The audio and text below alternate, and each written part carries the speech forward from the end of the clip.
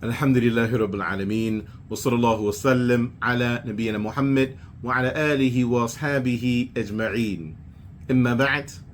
Wanted to take a few moments to be more vulnerable with you and speak about my experiences in the Islamic University of Madinah so that you can know what it's like for yourself if you have an interest in going to this university, kind of help you to make a decision, or if you already applied or you're headed over that way, you can know what you should expect. Now, as you might suspect, we do a lot of studying during our time at the Islamic University of Madinah, or at least where we're meant to be.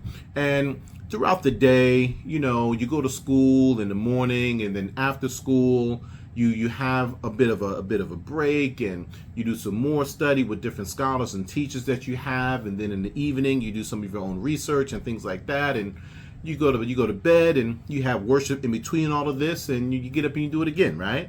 So this can be a lot, especially for Western students that we're not as acclimated to this level of study, in this consistency in learning as an occupation. So sometimes you need a break, right? And there are different things that we would do to kind of relax ourselves or blow off some steam and things of that nature. Like, we're in Medina and Mecca is not that far away. So sometimes when we have opportunity, we just go to Mecca and perform an Umrah for a day or a weekend, a few days, and come on back. We do that sometimes. And there are other things that we do inside of Medina as well. But on this particular occasion, I don't know what came over us, and I don't know what came over me when it was suggested to me that I actually agreed to this. But some of our brothers from out there in Britain, and we don't normally name a lot of people, but we have a lot of love for these brothers, so we'll mention them here today.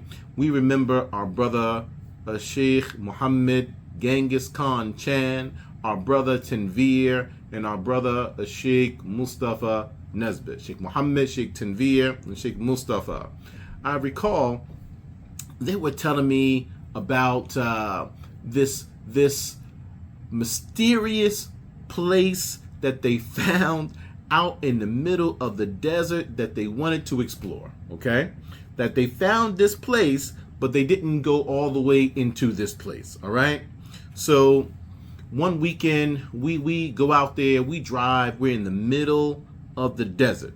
And the way that it kind of is, at least during my time being in Medina, that between Medina and Mecca, there's a lot of road and a lot of desert in between. There's some pit stops and different areas you can go, but it's mostly just open desert space with the road in between the two. So I don't know how they even found this place, right? But it's supposed to be the place. So we drive, and somehow they know this is the spot, right? So, we get out, they say this is the spot, and I look out as far as I can see, and I just see straight desert, right? But they're telling me that there's a mountain that's there. And in my mind, well, mountains go up, but I just see a straight level plain going all the way out. And they're like, the mountain's there. I'm like, what's going on with this? There's no mountain here. It's just straight desert.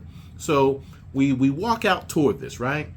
And as we get a little bit closer, I realize that what I thought was one level landscape of desert was actually a huge chasm.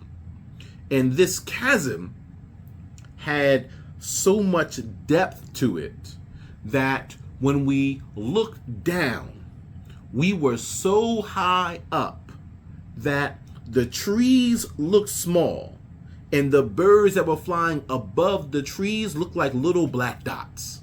That's how high up we were, right? And this is the mountain that the brothers are calling a mountain, subhanallah.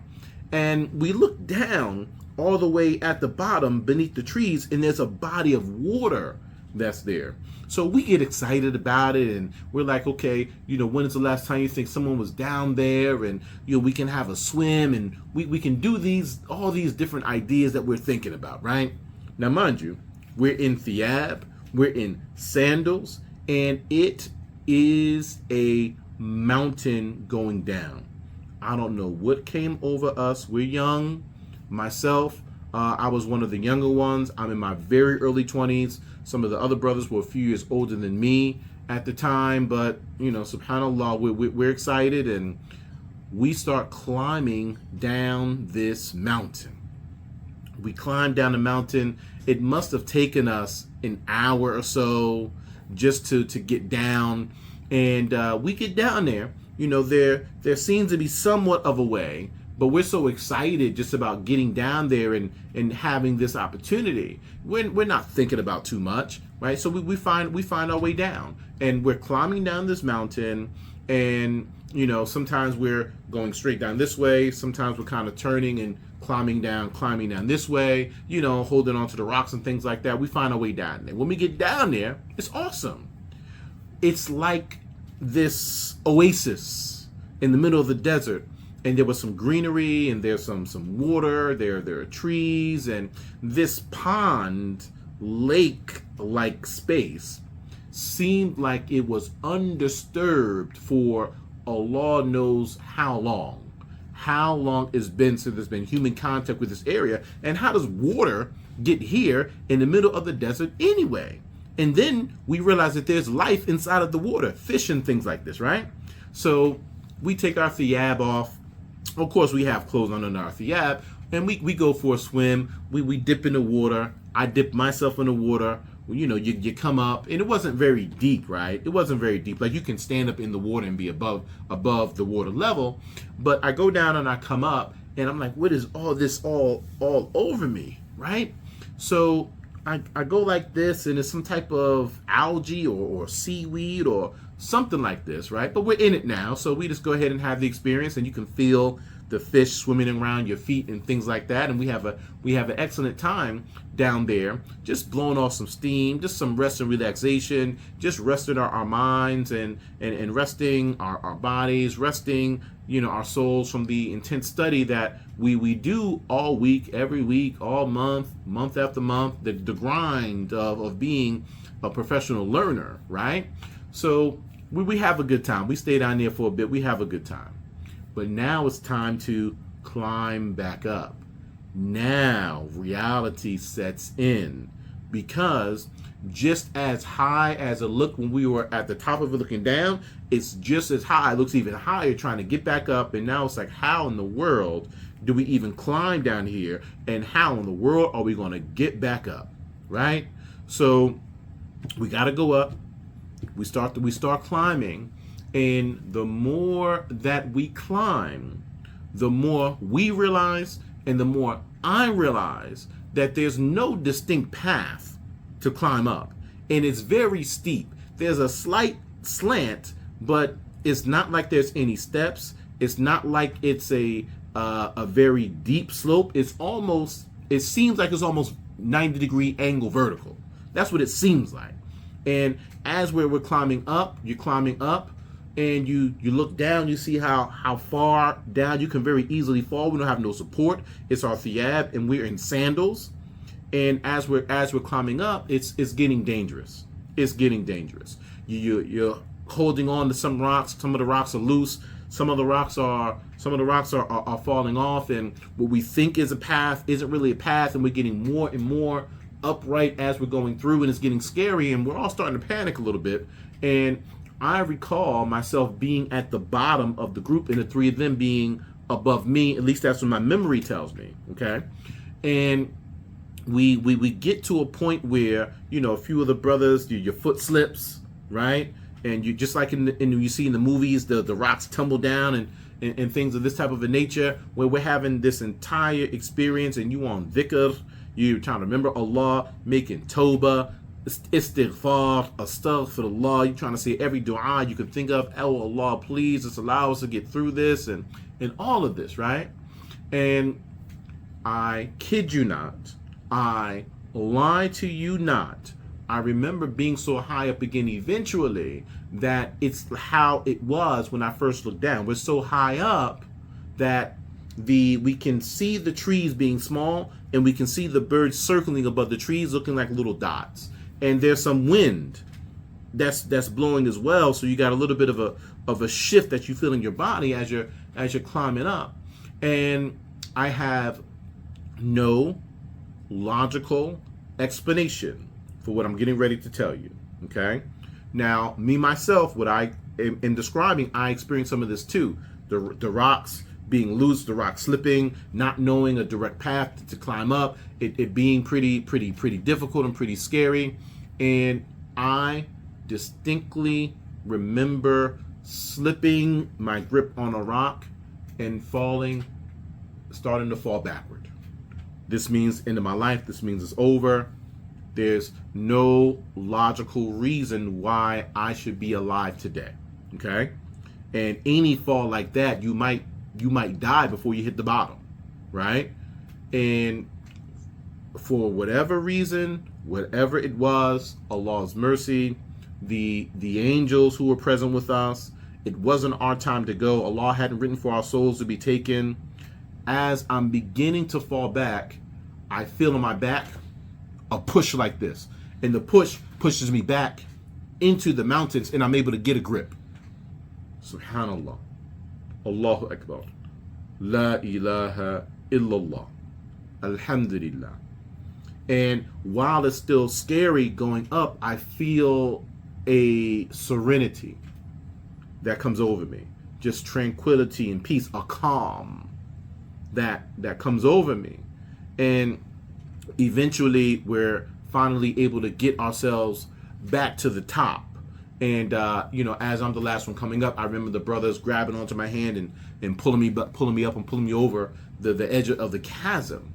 And alhamdulillah, we talked about that for a bit, and it's been years, right? So what I'm talking about is over 20 years ago, this experience that we had. And I just recall being so grateful to Allah for life, for not dying at that period of time, and also just having the greatness of reflecting on Allah's creation and being down there in the space where perhaps human life had never been or hadn't been for a very long period of time, years, decades, maybe even centuries. And, really when I think back, had I actually fallen, or one of the other brothers or all of us fell down to our death, I mean, who's going to find us out there in the middle of the desert, right? And if they did find us eventually, then how are they going to get us out of there, right? Because we're down at the bottom of this, right? This chasm, this mountainous area. I mean, what are they going to send? A helicopter to come get us or something like that? We probably would have our bodies probably just would have just stayed there. So many things to be grateful to Allah for in this particular experience. And this is how I almost died in the Islamic University of Madinah. So I say all this to say, not to be doom and gloom, but we do have periods of relaxation during our study. We do some exploration, most of the time a whole lot safer than what I just described to you. I wouldn't advise any of you to do what I just described to you. In fact, I'm telling you this so that you don't do the same thing. And there are a whole lot more ways to enjoy yourself in the prophetic city of Medina and to have some getaways and be adventurous and things of that nature. But inshallah ta'ala, we'll see you next time. Barakallahu feekum. Hadha wallahu a'lam. Wa sallallahu ala Muhammad. Wassalamu alaikum wa rahmatullahi wa barakatuh. Wait, don't go anywhere yet. I appreciate you getting to the end of the video. I have a question for you. Do you have a desire in you to become a student of knowledge? Have you wanted to travel overseas or even get into an Islamic university, maybe even the Islamic University of Medina, but things didn't pan out for you?